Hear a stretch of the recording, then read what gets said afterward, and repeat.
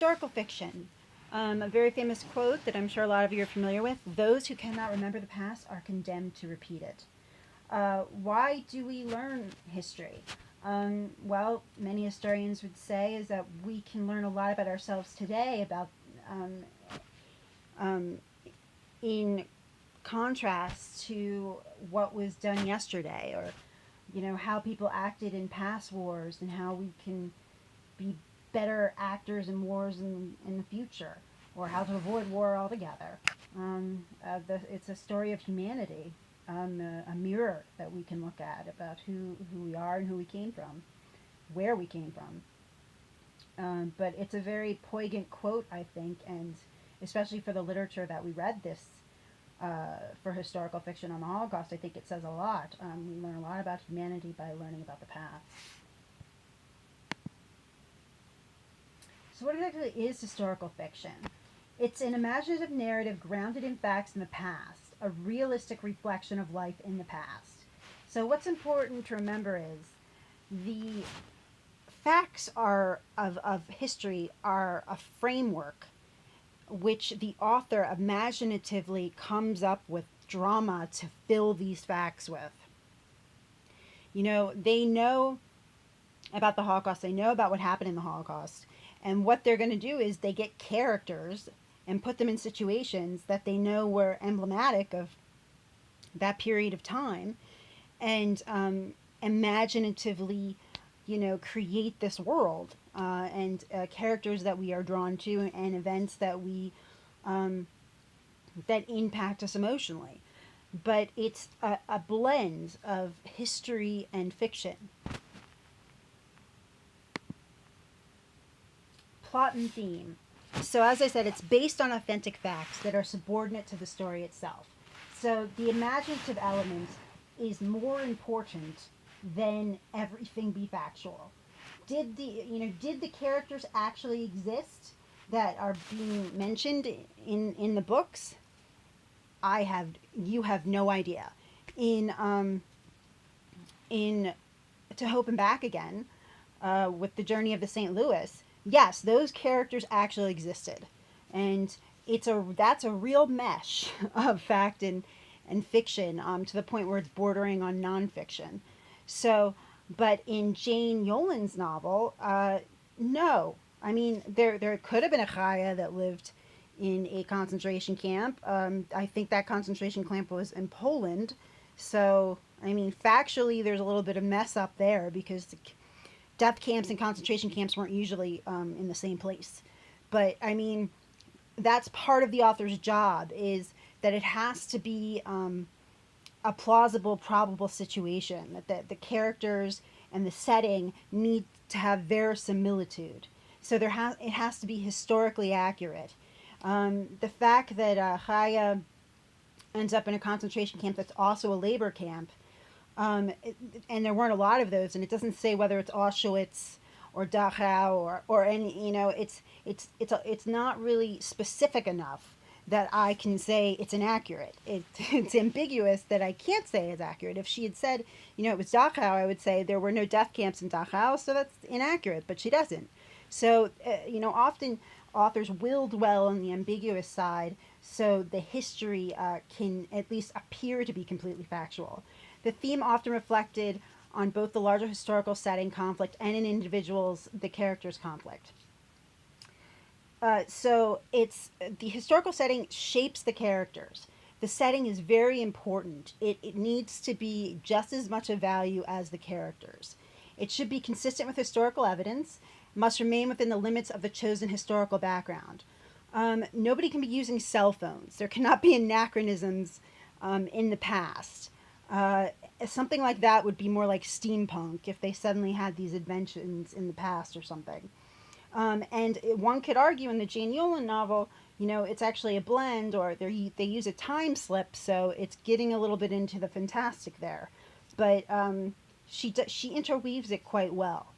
But the idea of it being consistent with historical evidence, if you watch the Tudors and then you see on television and then you actually read about the Tudors, and you see that Henry was not an attractive human being and he was actually quite horrific looking. how historically accurate is that? You know, so it's very much, it's subjective, and that's what makes historical fiction so interesting. Characters, dimensional and dynamic. Thoughts and feelings reflect historical period, not stereotyped. Influence and are influenced by time and place, are created as individuals, not necessarily a reflection of the average person. So the characters don't need to serve as the average or what most people of that period would have done. They can be the aberrant. Certainly, one could argue what happened at the end of The Devil's Arithmetic was quite aberrant. Um, and so it doesn't need to be historically accurate in the sense that it can be generalized to that whole population at the time. Setting, crucial in historical fiction. Vividly detailed, paints a picture consistent with historical evidence. Details of the setting are woven into the story. The author should show the setting through the evolution of the text, not the historical setting. Not tell the historical setting. And in general, show, don't tell. So it's important that just as much as the characters are dynamic, that there is thick description about the setting and that the characters are appropriately situated in that setting so we see how they're shaped and how the social context shapes them and shapes the events. Setting. The story evokes a vivid historical setting consistent with historical and geographical evidence. Must be authentic, not anachronistic, placing something in the wrong time period. Sometimes when I watch old films with my father, who is quite elderly, uh, he'll point out all the anachronisms in historical fiction and say, "We didn't have phones like that back then. It was all not touch tone. We had to dial it and call the operator, and the operator had to find everybody's thing." And so, if you ever really want to know how anachronistic certain films are that are based in history, just sit with a person over the age of 70 and they will just tear it apart and tell you everything that's wrong with the depiction of the 50s or the 60s. Um, but that's the sort of thing that if it happens once, it's one thing, but if it's consistent throughout the book and you're familiar with that time period, it can really be annoying. It can be quite, you know, uh, upsetting, divergent in that way. And it must be authentic to the situation. In The Journey of the St. Louis, if suddenly they changed the ending to the fact that they were all accepted in the United States and nobody ended up dying or being sent back to Europe to wait for Hitler to knock at their door, that would not be authentic because that's not the story. It's upsetting what happens, but it's real. The issue is, can young people deal with it? I don't know. But that's the whole point of historical fiction. And you have to think, how much do we sugarcoat what happened in history so it's digestible by youth? Language. Language patterns are historically authentic and keep with mood and characterization. The character's thoughts, metaphors, similes, images that describe what a character is thinking or feeling must be appropriate to the setting, time, and place. Up here I have a picture of Esperanza Rising, which is by Pam Munoz Ryan. It's one of the best novels I've seen that incorporates two different languages. She uses Spanish phrasing throughout, but she uses it in such a way where she intertwines it with English that you don't necessarily need to know Spanish. Not everything is repeated in English, but it's used in such a way that, if you don't catch every word or whatever, you get the flavor of the language and the culture and don't mess up on like understanding the whole book. But it's very well written in that way. And being able to incorporate dialect and incorporate authentic language is quite difficult, especially if you're doing historical fiction when certain phraseology was used. For instance, in the 60s, the word boss was used. That's a boss chick, someone would say. And boss actually meant that's like a hip, really cool chick. And that kind of lingo, if you're writing historical fiction, is important to invoke that era. So there needs to be some sort of effort on that part. Again, if you're writing about a different culture, that even becomes more difficult because then you have to think about translation issues and, how to encapsulate the tone of a language in English. Well, as you can imagine, it can be difficult.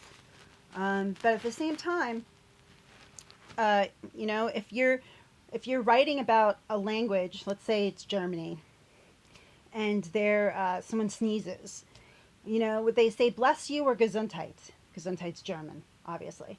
Um, there are ways to intermix language, and authenticity and is definitely dependent on the and the decisions made by the author. Why historical fiction? Entering the story world creates virtual experience, possibility of both learning and developing empathy, understanding that history is lived by people, understanding that hopes and fears echo across the ages. Often the Holocaust is taught uh, early and earlier. In England, it's taught in later elementary school. In America, it differs by state, but usually it's an intermediate school.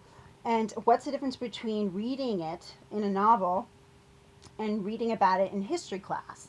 Well, you can virtually experience it through the novel. In history class, you're just being thrown a bunch of facts. And what's more important, knowing the date that, the Allies rescued Jews from Dachau in 1945, or knowing, wrestling with issues of morality or issues of, inheritance and whether you need to keep culture alive due to what your family suffered, or in terms of the St. Louis, what duty do we have to refugees outside the United States when we know that they're in peril? These are questions of humanity that are much larger than just memorizing dates. So it's a question of what I think that they're complementary, and if you can get historical or social studies curriculum to work with what you're reading about, I think that's best. But at the same time, literature offers something that just being thrown factual information does not. Historical research should reflect people who are human with strengths and weaknesses, authentic social details, richly detailed setting, should be consistent with historical evidence, must remain within the limits of the historical background. So you have to remain in that historical framework. They can't go off and start having a deus ex machina where parachuters come down and start rescuing all the Jewish people from the crematoriums. That's not going to work. That's not what happened. So, Inglourious Basterds is a great movie to look at in terms of the inconsistency. Some people had a real problem with that film, my family being one of them, because it distorts history. It shows what we wish would have happened rather than what really happened. And some people like that and some people don't. A lot of people have problems with Oliver Stone and the way he depicts history. So, how much does he warp that framework for his own ideological purposes? Because history is not, as many people would say, neutral. When you tell history, you're plotting it on a plot, you're telling a story, and it's ingrained with assumptions and taken for granted notions. And that needs to be unpacked when you're teaching something like that. That not everything should be taken as written, and you really need to start thinking about other perspectives. Evaluating historical fiction. Meets criteria for good narrative fiction. Events and attitudes are consistent with historical evidence and are appropriate to the time period. Social issues are portrayed honestly without condoning racism and sexism. The setting is integral to the story. So, events and attitudes are consistent with historical evidence. What I think is difficult about historical fiction, and I have The Book Thief in the corner as one of the books to talk about, and that's also a book that depicts the Holocaust, but from a very different point of view. It's from the point of view of a German girl who's seeing what's happening to the Jewish people around her, and she tries to interfere once or twice, but doesn't. But the thing is, the amount of people that actually interfered or tried to save Jews were incredibly rare, especially in Germany. Denmark, they saved all the Jewish people, but Germany, very small survival rate. Um, so, like I said before, the characters don't have to be emblematic of every German person, but is it appropriate? Is it portraying with honesty the social attitudes of that time period? That's a question that needs to be kind of untangled. And the book is a great book, but is it a book that you should read without social context, or don't read it in conjunction with another book on the Holocaust? I don't know. I think it's something that really needs to be wrestled with, and whether you read a book that's through the perspective of the victim or through the perspective of the victim's best friend, like Number of the Stars, uh, is something that a lot of human rights literary experts really, really struggle with. Ending this small presentation on historical fiction is a quote by James Baldwin. You think your pain and heartbreak are unprecedented in the history of the world, but then you read. It was the books that taught me that the things that tormented me the most were the very things that connected me with all the people who were alive and all the people who had ever been alive. Historical fiction has the ability to really make those connections between present and past. And it's a way also to make cultural connections and kind of give voices to the cultural heritages of your students. And bringing in books about African American history, Jewish American history, Irish history. It's important to recognize the diversity of where people come from, not just who they are now, but where their parents might have come from, their grandparents. And that's one way of having people connect as a community. And for them also recognizing, you know, these universal themes that have, circulated throughout history, and how we're dealing with the same things today as we did yesterday. Genocide did not stop at the Holocaust. Genocide still happened. And what do we do about it? These are big questions. Whether those questions can be dealt with by a fifth grader really has to do with where they culturally come from. If they're immigrants from a place like Burma or Myanmar, if they're Korean, that might be a question that they actually had to struggle with. Or if they're, a refugee from Kosovo or Bosnia, or, if they're of Armenian heritage. These are things that young people deal with from those cultures at a very young age. And I think we sometimes forget that in mainstream culture. And as James Baldwin says, as an African American, there's historical trauma there, and they automatically deal with things when they're young that people in mainstream culture might not think, a young African American child would even think of trying to wrestle with. This ends presentation on historical fiction, and we will speak more about it in class. Thank you.